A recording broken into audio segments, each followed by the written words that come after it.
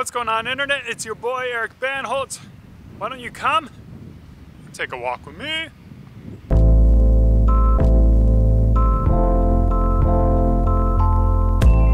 Alright guys, I'm sure you've noticed I haven't posted in a little while, and that brings me to today's topic, which is living in the present. Yes, see, this past week I have been down in Orlando, Florida, spending time with my family on vacation at Disney World.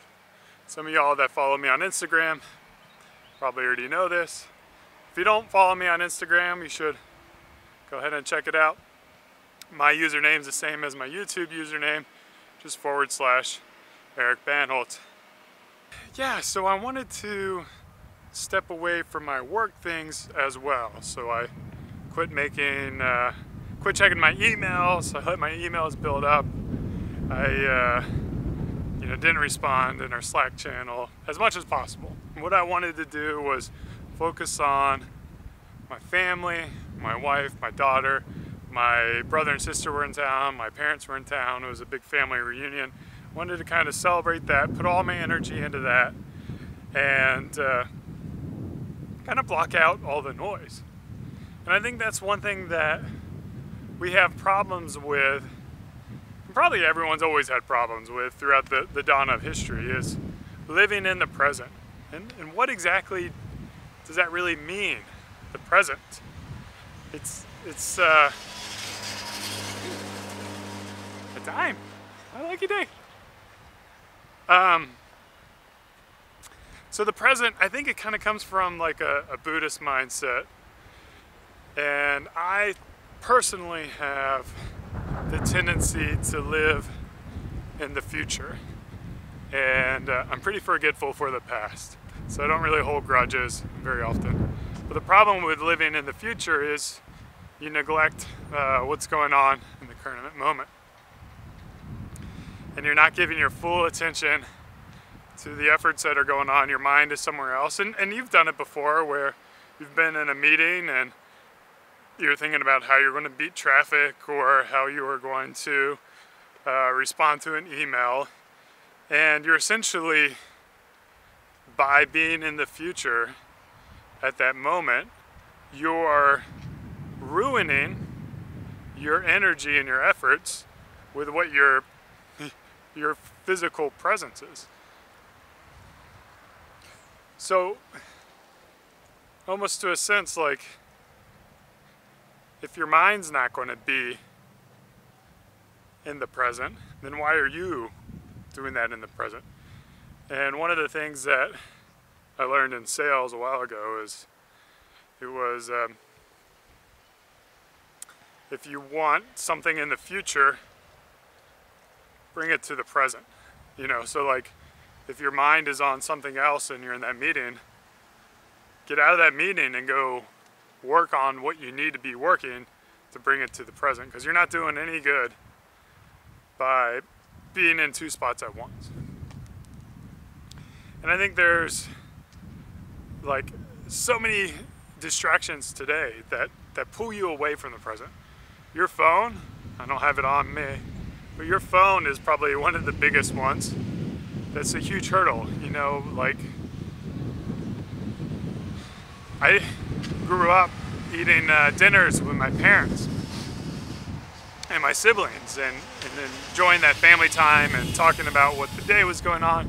And I think about today, I have dinner and sometimes I'm on the phone or my wife's on the phone or shoot, even my kids on the tablet. And we're not really in that moment. We're kind of somewhere else. And you're not able to build those bonds that you can or should be building for a more fruitful life. So it's probably one of my goals for 2017 is to take myself to the present, to be able to focus on the here and now while moving toward where I want to be in the future. So it's like to understand where I want to go in the future I need to spend special time, special moment for that. So it's not like by living in the present doesn't mean you don't think about the future. There's a time and place in the present for thinking about the future. In fact, part of my job is to understand the future, see the future, and react to it as the CEO of Beard Brand, and to be able to direct the company in a way that I think the market's reacting to in order to allow the company to grow and to thrive. But I can't be doing that when I need to focus on whatever I need to be focusing on at the present. So speaking of goals for 2017, let's talk a little bit about what I have in mind. Now, I don't set goals on like a quarterly basis or yearly basis. I'm not very structured. I'm not a very structured person. I prefer the freedom and flexibility of not having things in stone. And subsequently, I do have goals, and I set goals, and I just kind of do them rather than having like a big ordeal over it. So one of the things that I want to do from a personal standpoint is eat vegetarian meals 2/3 of the time. So a breakfast and a lunch, or a lunch and a dinner, something like that, where I'm not eating meat. And so vegetarian, it's okay to eat dairy, okay to eat eggs. I think eventually I'll try to get those out, but right now just kind of baby steps. I've done a lot of research and a lot of looking into diet and the effect that diets have on your body. And really, like, one of the things that stuck with me was when I realized what I feed my dog and the food that I give my dog affects how long he's going to live as my pet, as my dog. And then I thought, and it's like, well, if I can control what I give my dog and how long he's going to live, why can't I do the same thing for me? Why can't I select the foods that I can put into my body that are going to help me live a long and healthy life? And I can. And granted, the temptations are there to break those habits, but ultimately, if I want my dog to live a long period of time, I gotta give him good food, take care of him. And if I want to live a long time, I've got to give myself good food. And a mostly vegetarian diet is a healthier alternative than one loaded up with meats. And again, I'm not anti-meat. I'm not a vegan. So for all the people who hate vegans out there, no need to hate me. Now, another one of my goals, I have been walking. I've been pretty good about walking. Got a bunch of steps in Disney. I think another thing that I want to do is, I used to row in college.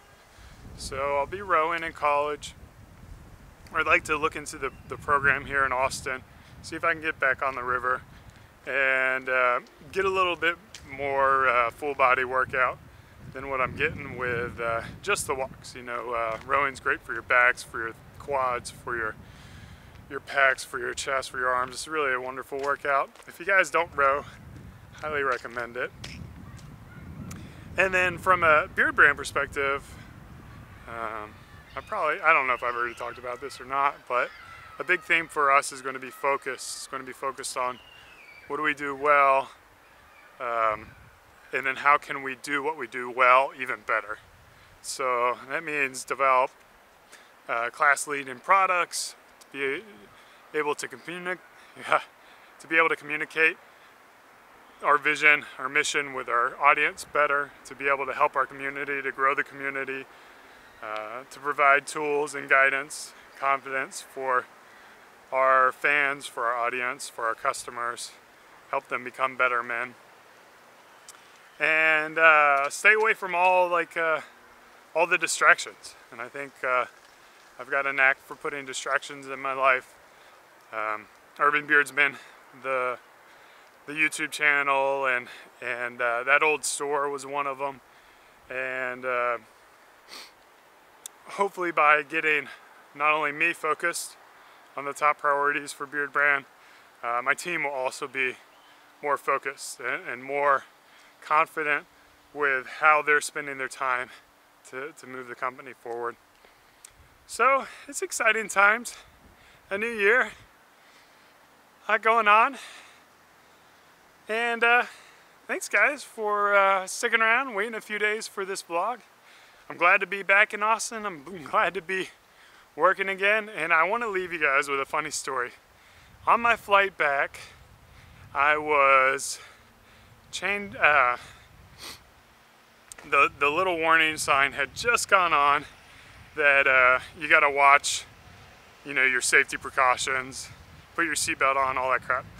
And it was right at that moment that my little girl told me she had to go potty, and I got up, and she doesn't have a diaper or anything, so I got up and talked to the flight attendant. I'm like, hey, can I just run in the bathroom real quick to change her? She says, yeah, that's cool. So I go in there, get her on the bathroom, she starts peeing, going her business, and then over the intercom, it's like, we stopped this plane, everyone must be in their seats before we can move again. They cut off all the things, so I'm like, oh shit. Everyone's waiting for me, and I'm holding up the plane, so I'm like rushing in the bathroom to get her off, get her going, and then I lean over to flush the toilet, and right as I do that, my glasses, which I normally keep like this, I lean over and press the button. They fell in the toilet, and I literally watched my sunglasses get washed away. So yesterday was not the best day for me when it comes to maintaining my sunglasses, and that's my second pair of really nice sunglasses that I've lost to travel. Previous one got lost in a TSA checkpoint, so you'll be seeing me with some new sunglasses pretty soon. As always, thanks for the watch, guys. Cheers, and walk on.